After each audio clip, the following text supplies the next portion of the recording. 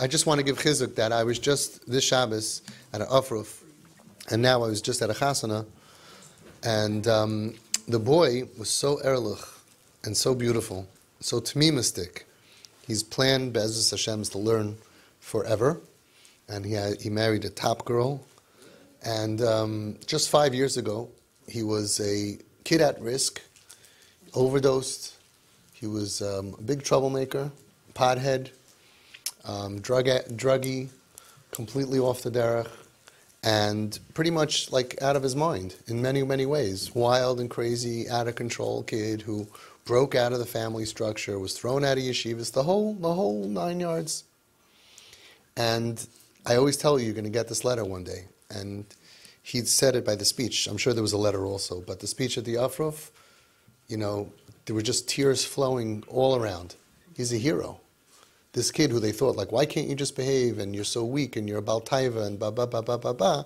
And it's not that long, it's a few years later, and he's a hero, the strongest guy in the world. Stronger than any other kid who didn't go off. Not that we want kids to go off, but imagine going off and having to come back to be Shomer Shabbos and Kashrus and learning. He sits and learns Yom V'Layla. You should just see him by his Tehillim.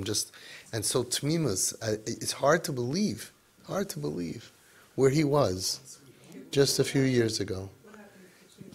And so he said it at the Afruf, he said, Mommy and Daddy, Mommy and Tati, thank you. You saved me. In my craziest times, you believed in me, you loved me, you cared for me, you were there for me, you never turned on me. Just love. Just love. Just love and love and love. And love and love and love. And it was hard. And they did it. They did it successfully. And they have all the nachas that they deserve. And everybody was crying. Because he's just a hero. When he got up to speak at the Afri, if he would be alive, would have been a chiddush. We would be happy with it. From on any level would have been great. Shomer Shabbos would have been a miracle. Taras Mishpacha, Kashrus would have been. And here he's edel. He's fine. He's a gadol, and he sits and learns Yom V'Layla, concentrating. He couldn't learn, couldn't concentrate. He was discarded, thrown out of yeshivas. I mean, I saw him 5 years ago. And, he was just drunk at a wedding, and people were trying to, take away the booze and fight with him, and he was making a whole scene.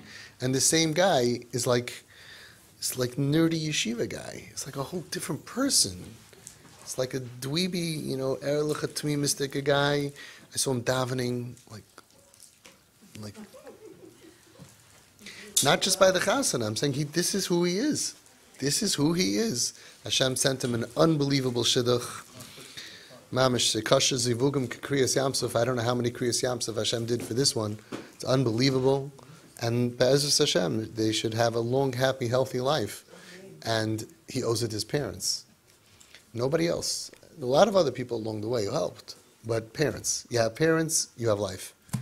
You have parents, you have family. They love you, they adore you when you don't deserve it. When you're at your lowest and you're at your... Mamish, the parents remember, when they got the call, overdose, and you should all have chizuk. You should all have chizuk that it's possible. Well, we don't control the destiny. We don't know. There's a lot of things out of our grasp.